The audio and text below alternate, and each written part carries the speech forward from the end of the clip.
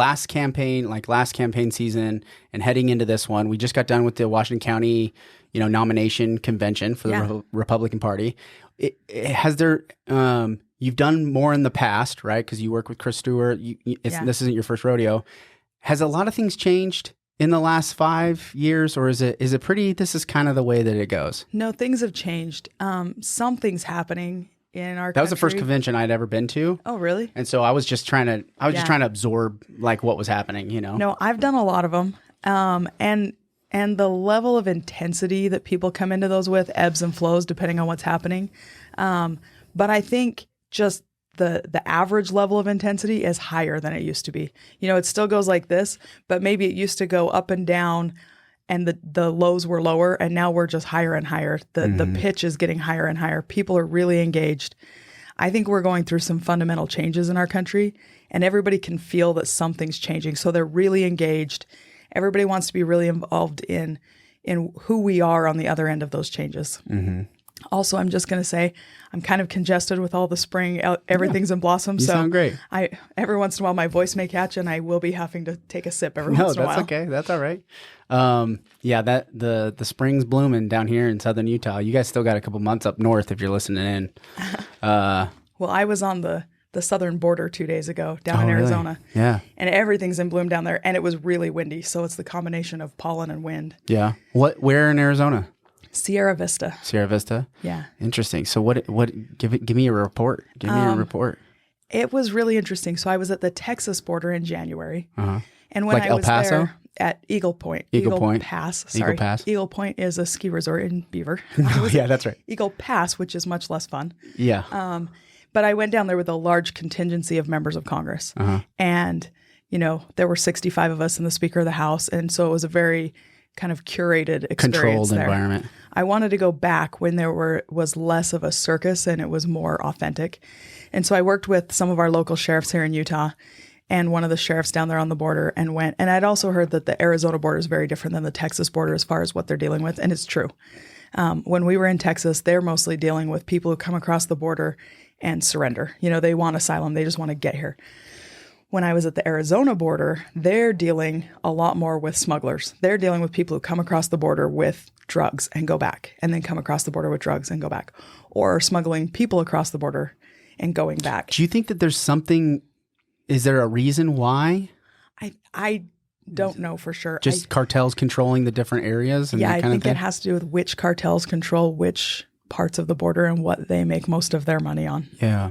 Man, it's so wild. It seems crazy. I just follow it on X, formerly known as Twitter, as they all say. And it just seems like insanity. The whole thing is just so crazy. Oh, it is. And we've had decades to try and solve this problem, and Congress and the executive branch, they're just not doing anything about it. They just can't can't figure out how to come to a consensus on how to deal with it. I'm going to push back on that just a little bit. Okay. You're not wrong that Congress can't figure it out, but we've done a better job than the executive branch has. So agreed. The executive branch has a lot of tools they're not using. Yeah. We could re-implement Remain in Mexico. We could actually enforce the parole rule. We have laws on the books that the administration is just not enforcing. I think we probably still need some more legislation to tighten that up. But the House passed H.R. 2. The Senate hasn't taken it up. Even without either bill, the House bill or the Senate bill, we could have so much more control at the border than we have. What we don't have is an administration that's willing to enforce or use the tools they already have. Yeah, which from all the polls and things I've heard, everybody's frustrated with it. So it seems odd to me that the administration hasn't, stepped up to the plate, even though it's the fourth quarter, right? At least from my perspective with them is unless they're just fully counting on that Biden's going to walk away with the election and he's going to have another 4 years to do it. It just seems like in this moment, the entire country has some pretty solid consensus that something needs to be done, and they're not doing it. And you would think whoever's running his reelection campaign would look at these polls and see that this is the most uniting issue right now in the country. Right. What everyone agrees on is that the border is broken. Yeah. And they're not changing their policies at all. I would have thought in this year leading up to the election, they would start enforcing some rules on the border just to get reelected. Yeah. And they're not even doing that. They're just filing lawsuits against Texas to stop them from taking things into their own hand, which is crazy. And states shouldn't have to do this. Right. I mean, when the federal government fails and a state's willing to step up and do it, I want to have their back. Yeah. But they shouldn't have to do it. This is clearly a federal role. Yeah. And that was a lot of what we talked about in Arizona. They're really frustrated because local law enforcement is doing a lot of the work that they need federal law enforcement to do. And I said, what do you need the most? And they said, policy changes. So one of the things I hear that feels like propaganda to me is, I keep hearing this over and over, is that it's military-aged men. Yeah. And then, like, that's the majority. Yeah. And when I watch the videos, I'm like, it seems like there's some guys, but it also seems like they're separating them, where they're like, if you're not a family, you go over in that line. And then if you're a family, you go over in that line. And then they only film the one with all the guys. Like, that's, in my mind, I'm like, they keep saying this thing, but I see a bunch of women and children right there, but I only ever get this, like, panning of a line that's only all men. I'm like, aren't they? I think they're just separating them out. So you're right that they do separate them when they process them. But also, I wondered about that too. If it's a lot of propaganda that it's military-age men. And I think it depends on where you are on the border. So when I was in Texas, they do have a lot of families coming across there. They also have a lot of military-age men. And they do separate them because they don't want to house a bunch of young adult men with a bunch of women and kids for reasons I probably don't have to explain. And processing times and all those other things. It makes sense. But when I was in Arizona, I mean, these are local sheriff's deputies that are saying it's military-age men coming across this border. Yeah. And they're not Mexican military-age men for the most part. They're from Africa. They're from China. I mean, we also have the South American and Mexican, Hispanic males that are coming across. But the ones that they seemed really concerned about are the ones that are coming from other parts of the world because they know there's a weak spot there they can get through. And what is it they're coming through for? Yeah. They're coming into the country. They're disappearing into the population. We don't know where they are or how to track them. And they're not here to pick peaches or to frame up houses.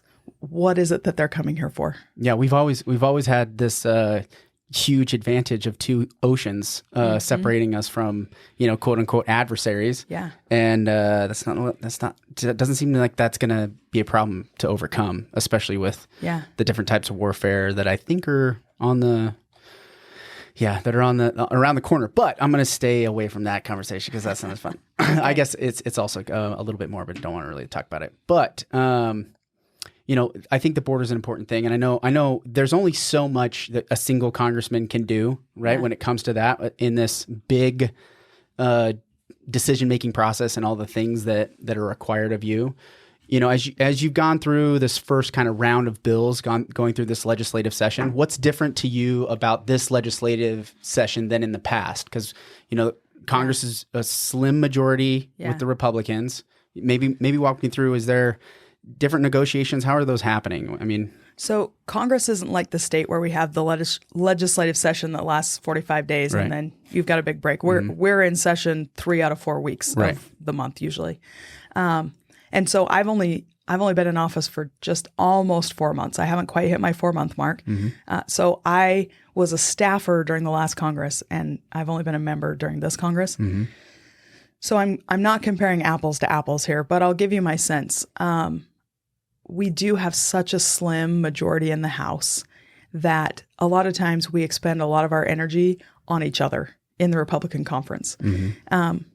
We all agree that we don't want bad ideas coming from the other side of the aisle to be implemented. But we end up spending a lot of our time fighting over matters of degree on our side of the aisle. We want cuts, but are we willing to go for a 5% cut, or does it have to be a 10% cut? And we want more regular order. Does it have to be exact, perfect regular order, or are we willing to take steps toward regular order? That's what we spend a lot of our time on. And I don't think that was as much the case last Congress or the one before.